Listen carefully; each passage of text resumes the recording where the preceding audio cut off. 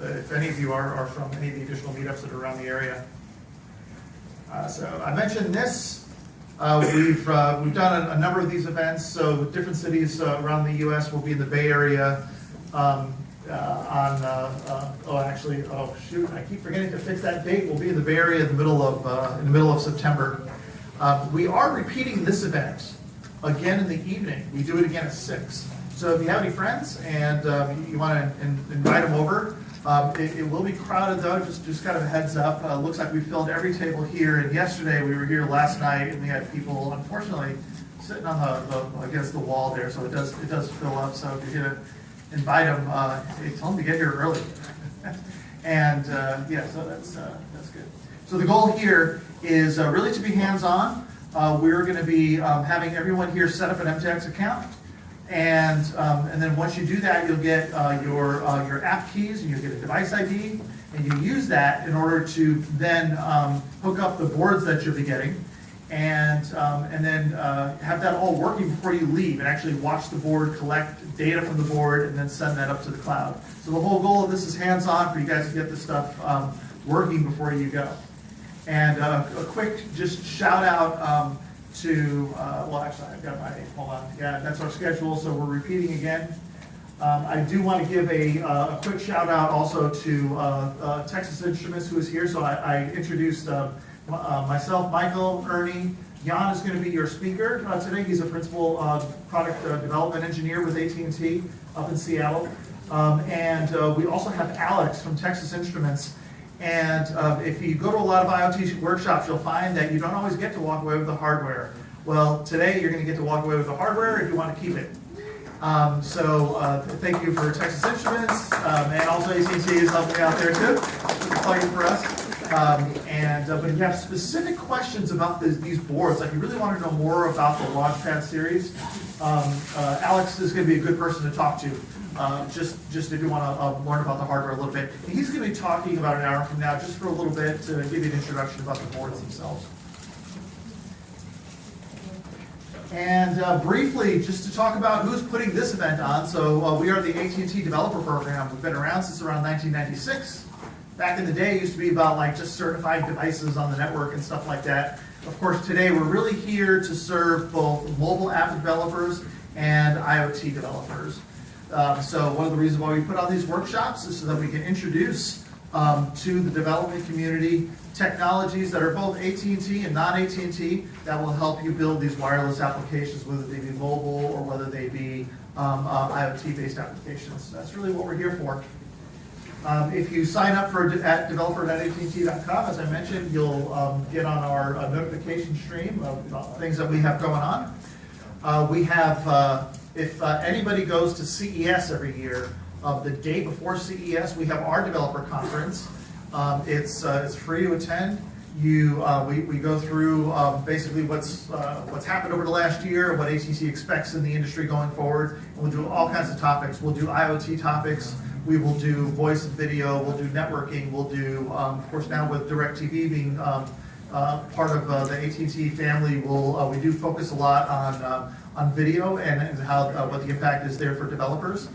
And things like home automation, connected car, there's kind of a swath of topics that you'll find at there. So if you're going to CES, consider coming out and visiting our conference.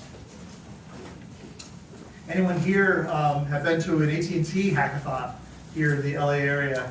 Anybody? Hold on. 1, 2, 3, 4, 5. Okay, we've got it good. There's always a handful in every group. Thank you for coming to our events.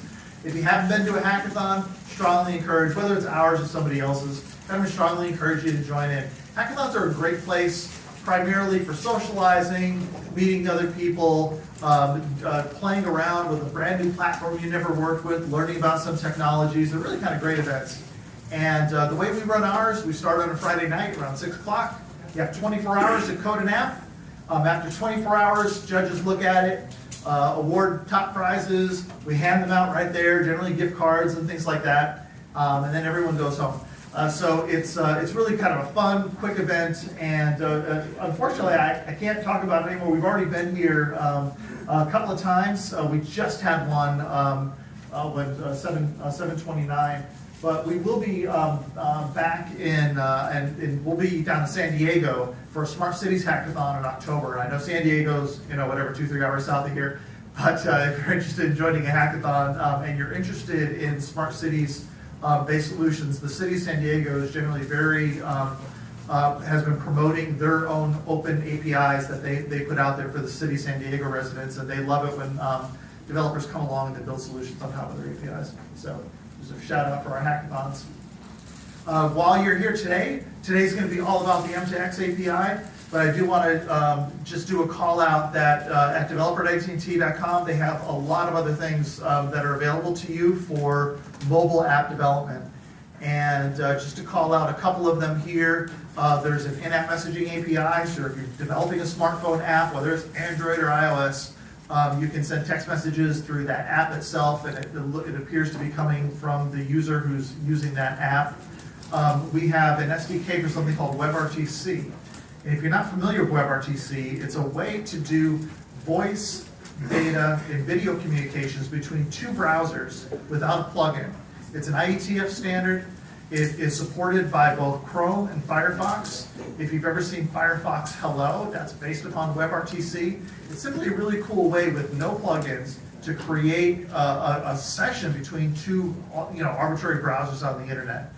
And it also works on mobile browsers. So if you are developing voice, video, or even data transfer web apps, take a look at WebRTC. And we also have SDKs for that as well on developer.att.com. So just putting the word out for that. And there's other stuff on there, but we're just covering that for right now. So 1, 2, 3. We're gonna. This is all about M2X, so I'll skip over that slide. Okay, one more plug. If you're developing a smartphone app, iOS or Android, and you want to really understand a little bit better about how efficient that app is, maybe how much bandwidth it's taking over the wire, how good is its battery life, and you're really trying to understand that. AT&T has a free open source download called Arrow, Application Resource Optimizer. I think they just call it App Optimizer on the site now. But you go ahead and you get the download, you hook it up to your app, and it gives you a lot of data about your mobile app. And it's useful for kind of diagnosing problems and issues. There's even an O'Reilly book. One of the guys who built this has an O'Reilly book out just on app optimization. It does talk a lot about Arrow as well. So it's used by a number of different companies. Question? There you go. Yeah, developer.att.com/ARO.